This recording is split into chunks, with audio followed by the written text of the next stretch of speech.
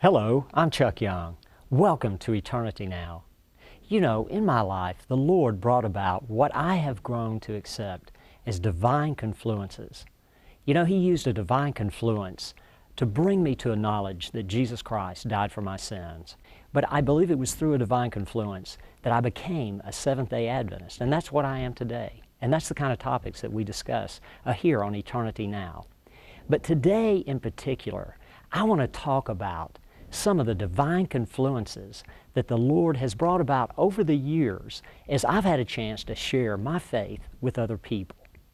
Divine confluences. What on earth is a divine confluence? Before we get to the details, let's check out these definitions first. Divine.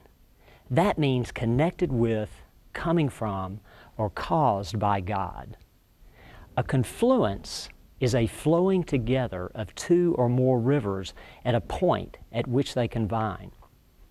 When God's Spirit and someone who needs God's truth and one of God's people all converge at the same time and the same place, a divine confluence occurs. I believe that God Himself arranges divine confluences, but it's up to us to act on the circumstances that we've been given. Think about this. What was the last thing that Jesus told His disciples when He was taken up to heaven? Let's look at Matthew 28:19 through 20. Go ye therefore and teach all nations, baptizing them in the name of the Father, and of the Son, and of the Holy Ghost, teaching them to observe all things whatsoever I have commanded you. And lo, I am with you even until the end of the world. You know, public evangelism is great. Mission trips are awesome. And TV ministries reach a lot of people at one time. But I believe that the Lord will regularly set up divine confluences that will enable us as individuals to bring as many people to Him as possible before it's too late. How often will He do that? I believe that He will set up divine confluences as often as we will allow Him to. My life has been blessed with divine confluences. The Lord has moved me to share some of those divine confluences today. Afterwards, I want to discuss just a few things that the Lord has impressed on my heart that are absolutely necessary for us to take advantage of the divine confluences that He brings our way. This is divine confluence number one, and I call this from the water fountain to the baptismal tank. You know, one time at work a few years ago, I was at the water fountain one day, and you know how you run into somebody and you'll stand there and you'll talk for a while. Well, I ran into this young man there named Rick, and he actually worked down in the warehouse, but he was really a really intelligent guy and such a nice guy to talk to. And we had not really had that many discussions. But on that day, Rick just said, "What are you doing this weekend?" That happened to be on a Friday. And I told him, I said, "Well, you know, I'm going to church tomorrow because I keep the 7-day Sabbath. And I was going to go take a hike out at Radnor Lake afterwards, something I do on the Sabbath quite a bit." At that point, I had a choice to make. Was I going to ask Rick maybe to go take a hike with me that day and, you know, just kind of get to know him better and maybe find out if he knew the Lord or not? Or was I just going to go do my usual thing by myself? And in that second, I decided, you know, I think I'm going to ask this guy. So I said, "Man, I'm going to take a hike. You know what? Why don't you go with me?" And to my surprise, he said, "You know, sure, I'd like to do that, man. I haven't been in Nashville that long." So he and I took a hike that day. We went out to Radnor Lake here in Nashville, Tennessee. I mean, a beautiful place to go spend some time with the Lord and to spend it with other people and to talk about the Lord. And you know, it was during that hike I found out that he was a Christian. And but he had like fallen back into the world a few times, and I have done that myself. And so I was able to relate to that pretty easily. But I was able to share how the Lord had brought me to Christ and when I was seeking the truth about this life. And I was also able to share with him how the Lord brought me to the Seventh-day Adventist Church, and I came to an understanding of becoming one of God's commandment-keeping people who keep the 7-day Sabbath and some of the other great things that I've learned since I've become a Seventh-day Adventist. And as we talked, you know, he seemed to be kind of receptive, but you never know how somebody's going to accept the things that you share with them. But as time went on, you know, he eventually started coming to church a few times. And he started bringing his girlfriend, who he was living with at the time, and they both started coming to church every once in a while. Then we had this great evangelistic series at our church, and I invited Rick and his girlfriend Leslie. And you know, they came to every one of those evangelistic series, and at the end of that, they got baptized at the same time, and then they got married and they had a child, and of course they joined the church at that time. Now, you know, when I think back on the divine confluence of he and I coming together, meeting at that water fountain, I would have never thought that this guy would go from that water fountain to the baptismal tank simply because I asked him to go take a hike with me on the Sabbath and share with him my experience about the Lord. You know, that's one of those circumstances that kind of turned out exactly the way that you would like it to turn out, but you really had no way of knowing how it would turn out on the front end. But that was one of the great divine confluences that the Lord has brought my way. You know, I've got another one I want to share that I call the Forever Fitness Friend. You know, I go to the Y during my lunch hour and work out every day. And one day I was down there, and I noticed this guy was really a very striking individual. You know, he's a very good-looking guy, and he obviously was very well built. He's probably the best built guy in the place. Looked like he could have played college football. But I noticed that at times we were working out pretty close to each other, and he never even really acknowledged me or looked at me, and so I never really got a chance to talk to him. I just thought, well, this guy's really, you know, into what he's doing here. And, you know, I never really met him, so I thought, well, I'll probably never get a chance to talk to this guy. But at that time, I happened to have really long hair. In fact, my hair was so long it came all the way down my back, and I'd wear it back in a ponytail all the time. And I had a nephew, Will, who he got cancer. And he was going through some chemotherapy, and he lost all of his hair, and he had to come into town. He was going to get some surgery. And when that happened, I was trying to think of something that I could get Will's mind off of, you know, the surgery that he was going through. And of course, he had lost his hair with the chemo. And I thought, well, maybe I'll just shave my head, and that'll kind of get him in a good mood. So, so my hair went from all the way down to my waist almost to being shaved in one night. And as far as my nephew is concerned, he turned out to, he made it through all the cancer. He's cancer-free, and he's a big, you know, strapping man now, and works out all the time. And so that story itself has got a good ending. But I went to the Y the next day after I had shaved my head, and here I was at, you know, working out, and I looked up and I saw this great big guy I was telling you about that always stayed to himself. He walked over to me, and he looked at me and said, "Didn't you have really long hair yesterday?" And I was really surprised because suddenly I realized that this guy, he did notice me. And I said, yeah, I did. And he said, "What's the story on shaving your head?" And I told him. And you know, it turned out that he was really touched by that. This guy was a very sensitive guy, as it turned out. And I thought, well, what a wild thing. You know, he and I may have never even had a conversation if I had not shaved my head. And he was moved by that. Well, it just so happened that very night at my church, we had an evangelistic series start. And our evangelistic series are great. They're 5 nights a week for like 4 or 5 weeks long, and we just cover the Bible from one end to the other. And I happened to have the brochures with me. And I thought, you know, I'm going to invite this guy to come to this evangelistic series. And that's what I did. And turns out his name was Caesar.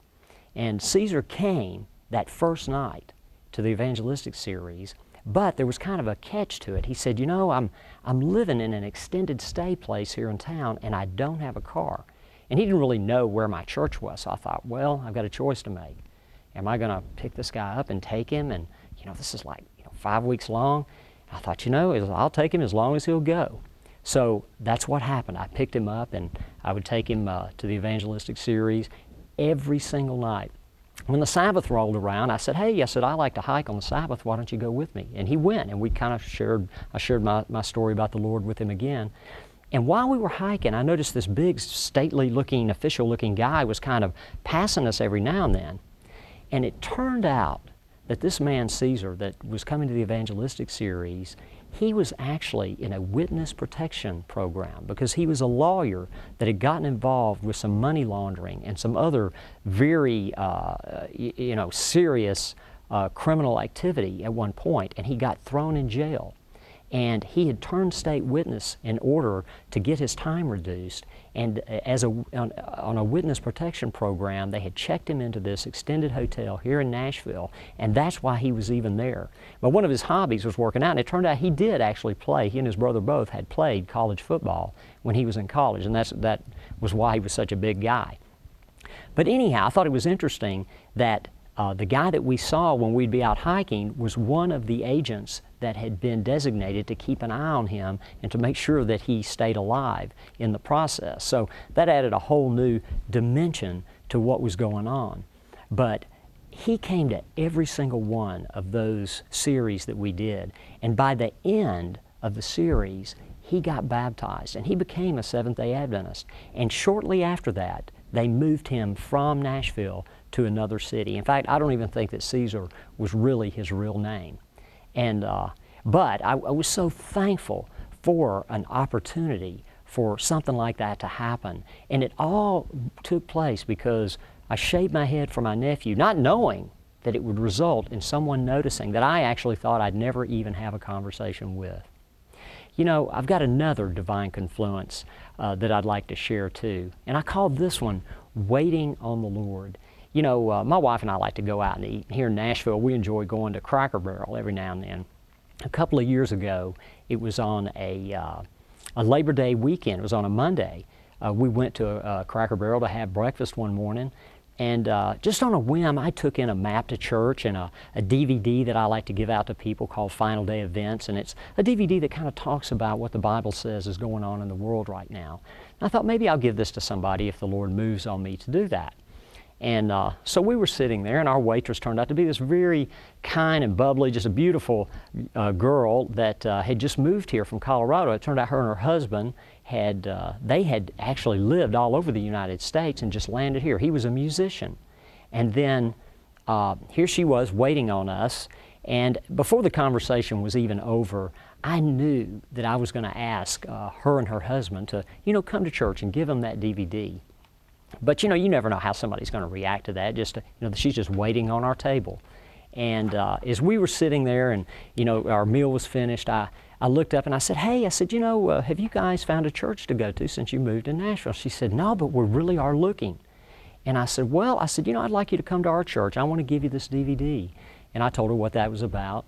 And I gave her the map to church. And of course, I had to explain that, we're Seventh-day Adventists, so we go to church on the seventh-day Sabbath. And then suddenly her eyes got real bright, and she goes, my husband has really been studying the Bible. And one conclusion that he's come to just from studying is that people should be keeping the seven-day Sabbath, and they should be going to church on Saturday like you guys are. In fact, that was one of the prerequisites that we wanted in the church that we were going to start going to. And I thought, this is so much more than just a coincidence. You ask somebody to come to your church and to keep the Sabbath, and they had never even heard of a Seventh-day Adventist. They just found in the Bible that you should be keeping the seventh-day Sabbath. And as it turned out, her and her husband started coming to church, and they started coming really regularly. And I always thought that was such a great confluence, and I felt so thankful that I had taken that DVD in and taken that map in, because if I hadn't, I would have never known that about her, and I surely would have never, had such two good friends and gotten to be good friends with these folks like I have. In fact, I just saw him the other night when my wife and I went out on a date night, and I actually ran into her husband there, and we really had a nice conversation with each other. This divine confluence I call Stair Climber to Heaven. I'm kind of playing off of that old song, Stairway to Heaven, because when I was in high school, that was a famous song by a group called Led Zeppelin. But Stair Climber to Heaven took place, and I was at the Y again. And I've had a few divine confluences over where I go and work out. And on this particular day, I was walking across the gym floor, and I looked up and I saw this lady that was on this stair climber, and she was looking right at me, and she suddenly just said to me out of nowhere, do you mind if I ask you about your diet? Now, that was kind of a surprise because she was in the middle of exercising, and I really don't look like somebody to ask about my diet. There's a lot of other people that look a little more worthy of that question down there, to be honest. But I said, sure. I said, I try to eat kind of a clean diet, eat a lot of fruits, nuts, and grains and vegetables and that sort of thing. And I said, and I try to drink a lot of water. And as it turned out, she said that her and her husband had just had a baby, and she had sort of hit a plateau. And so she was just asking different people what they were doing to try to, keep their health at an optimum level, and just what kind of food they were eating. And, I thought it was kind of unusual, but, she was a nice person. And so I walked over and I started doing an exercise. And about that time, I was really urged by God's Spirit to go back and talk to her again. I thought, there's more to this than just her asking about a diet. And so I went back over and I said, hey, you said you and your husband had just moved into town. Where do y'all live? And she told me they lived a little ways out of Nashville. And I said, well, I was just going to ask you if you had found a church to go to yet. And as it turned out, she said that they hadn't really found a church, but she really needed to get back to that. And so I told her, I said, well, you need to come to my church. I go to Madison campus, Seventh-day Adventist church. We go to church on Saturday, so it might be a little different for you. And suddenly a look came over her face, and she told me, she said, I was raised a Seventh-day Adventist, and I used to keep the Sabbath. In fact, she graduated from Andrews University, which is a Seventh-day Adventist university. And I was just stunned, because I thought, what are the odds of something like that happening? This lady was being urged in her heart to start going back to church, to start keeping the Sabbath again, the thing that she had been taught and raised in, even went to college knowing this, and had just sort of fallen away. And I was so glad to be able to, that the Lord brought me her way and called me back to talk to her about that.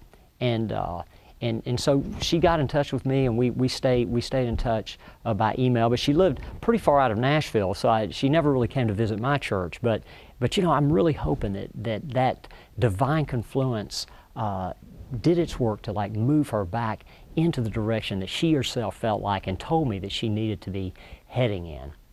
Now, I've got another divine confluence to share here that's it's really almost mind-blowing. A few years ago, the first President Bush came to Nashville, and he was a big Grand Ole Opry fan, and he was going to be going to the Grand Ole Opry that night. In fact, he was going to be staying at the Opryland Hotel.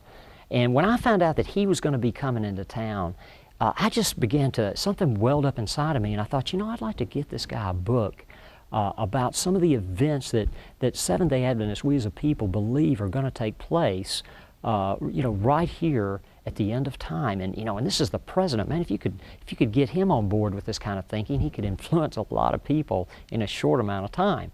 And the more I thought about it, I thought, this is crazy. And I had in mind a particular book. It was called Prophet of Destiny by a guy named Rene Nurbergen. And I just thought, I'd really like to get this book to him, Lord, but should I? And I tried to dismiss the thought, but then the Lord just kept urging that back on me again. So I finally just decided, I'm going to get this book and I'm going to take it to him, and just come what may. So I went over to the Opryland Hotel, and I said a prayer before I did, and I went in and I just walked right up to the concierge desk, one of the registers there, and I said, this is going to sound a little crazy, but I've got a book I'd like to try to get to President Bush. I know he's staying here tonight. And they looked at me and said, well, why don't you have a seat? So I sat down. I thought, well, the Secret Service are going to come in here and arrest me now. But I sat down, and then they came over. Another lady came over and said, why don't you go to the top of those steps, and there's a desk up there, just have a seat and somebody will be with you. So I went up there, and I expected to get frisked or something. And I went up to the top of the steps, sat down. And about that time, an office door opened at a big stately office. And this lady walked out, and she looks at me and goes, Chuck Young. And I went, Melanie. It was someone that I had graduated from high school with. And as it turned out, she was the secretary to the president of the hotel there at Opryland. And she says, what is this about you having a book that you want to give to the president? And I thought, wow, how could the Lord work this out any better to bring someone that I actually went to high school with right there in front of me that may be able to help this happen? So I explained it to her a little bit, and she said, that's really a neat story. She said, she goes, I'm going to do my best to get this book to President Bush. And, she called me the next day, and she told me that it was personally delivered into his hands. Now, did he ever read it? You know, I picture him reading it on the plane on Air Force One on the way back to the White House. You know, but then I also thought maybe he didn't read it, but maybe Barbara did, you know. Or maybe his son, George Jr., got a chance to read that book. Or who knows, it might even be at the White House right now, and Obama might be eyeballing that book there. So you never know how these things may end up, but what a blessing, you know, that turned out to be. You know, I've got another mind-blowing confluence that took place, and this is going to take us on a walk with the dark side for a minute, but my wife and I went out a couple of years ago, and it was on Valentine's. We were having a Valentine's date. So we went to one of our little local restaurants, then we went to Books A Million, and I know it doesn't sound like much of a date, but it's always kind of our favorite date, so that's what we did. And I walked in and there was a book sitting there, and it's by, it was very unusual for me to even look at this book because it was about tattoos, and it was by this famous tattoo artist named Kat Von D. In fact, she's the most famous one in the world, and I didn't know that at the time. But I was very intrigued by the artwork because I'm a graphic artist, and it had some very sophisticated artwork on it. And so I started kind of looking through it, and it was something about this, the way this book was put together. I thought, you know, if God's people would be as impeccable at finishing God's work as the people were that put together this book about tattoos, God's work would be over, and Jesus would come back. And I read a few things that Kat Von D had to say in the book, and it led me to think that this lady was a seeker of truth, despite the fact that she was covered with tattoos from head to toe and definitely living a totally different lifestyle, a very crazy and wild lifestyle, it seemed to me. But I thought, you know, if this lady knew what I knew, she might really go for it, you know. And when I left that day, I had a strong impression that night. I told my wife, I said, you know, I can't get this out of my mind. I just feel like this woman's a seeker of truth. I got to try to do something to get her some information so she can understand what's coming down at this end time. And it was on my mind every day for the rest of that week. And as it turned out, the following Thursday, I picked up the morning newspaper, and lo and behold, Kat Von D was coming to Nashville. I couldn't believe it. I walked into my wife and I said, look at this. Can you believe this lady's been on my mind? She's going to be in Nashville signing books downtown. And when I showed it to her, my wife said, what are you going to do? I said, well, I'm going to take her a book. And so a friend of mine and I from church, we ended up going down there, and you know, we decided which book that I thought I should take. It was actually one called Patriarchs and Prophets. If you guys ever get a chance to check that out, it's a wonderful book about you know, early years in the Bible. And I decided I was going to try to get that book to Kat Von D. And as I went in, there was this whole menagerie of things you had to go through to be able to see her. You had to buy the book in the first place so that she could sign it. And you had to get in line, you had to wait, and everybody in the place was covered with tattoos except for me and Dave, my friend that I'd gone there with. And after I bought the book, I was trying to write a note to her to explain why I was there, because I knew that I would not get a chance to really talk to her for any length of time and explain why I was there. And so as I was doing that, he was looking through the book, and he was pretty intrigued with the book itself that she had written. And as he was looking through it, he said, man, this is going to make me want to go get a tattoo. And of course, he was just joking. But then as I was finishing up my little note to her, about that time, he looked up at me and he said, hey man, did you see this? And I said, no, what are you talking about? And he turns it, and it's a picture of a doctor holding a young baby. And it actually turned out to be Kat Von D's grandfather, and she was the young baby on the day that she was born. And he goes, read below that.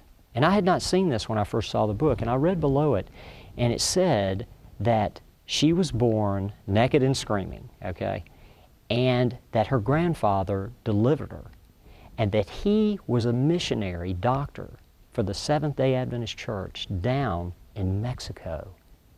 Suddenly, I thought, this lady was raised a Seventh-day Adventist. And of course, I'm a Seventh-day Adventist. And I was moved to try to get my truths to her.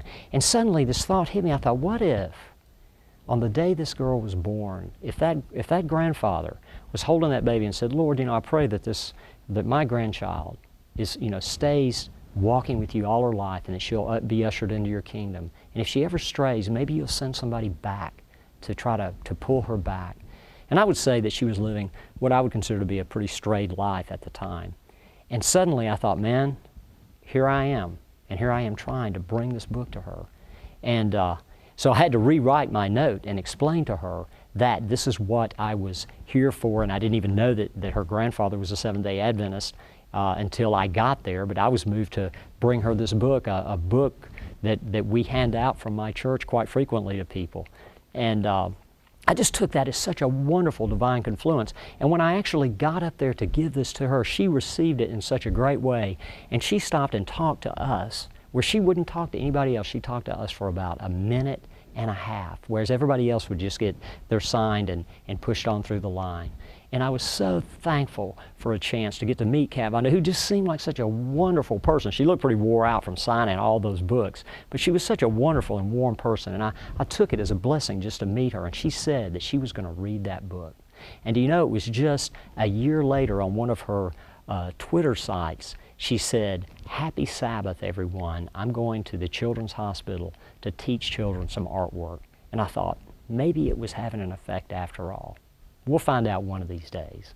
You know, thank you so much for coming to Eternity Now to hear about some of the divine confluences the Lord has brought my way. I hope you visit our website at www.health-hope.org. I hope you come back. You'll be glad you did. God bless you. Stress relief.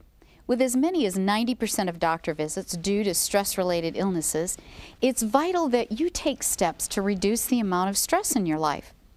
To improve your health and simply have some fun, consider taking up one of the following hobbies. Try gardening.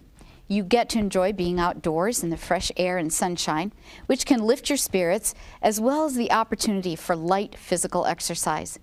And seeing something that you've planted grow into beautiful plants can be quite rewarding. How about playing a musical instrument? Poet Bertold Auberch once said, "Music washes away from the soul the dust of everyday life." Playing a musical instrument can soothe you and at the same time occupy your mind, so you aren't focused on your concerns. I know for a fact my husband's grandmother played the piano almost until the day she died, which was at the age of 105. If you can't play an instrument, then how about trying amateur photography?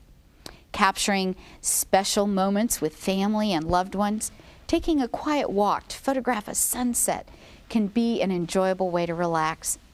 As an added benefit, you will have beautiful photos to remind you of the pleasant memories that you've captured on camera. With today's technology, it can be a simple and easy way to enjoy life. This has been a Health Moment.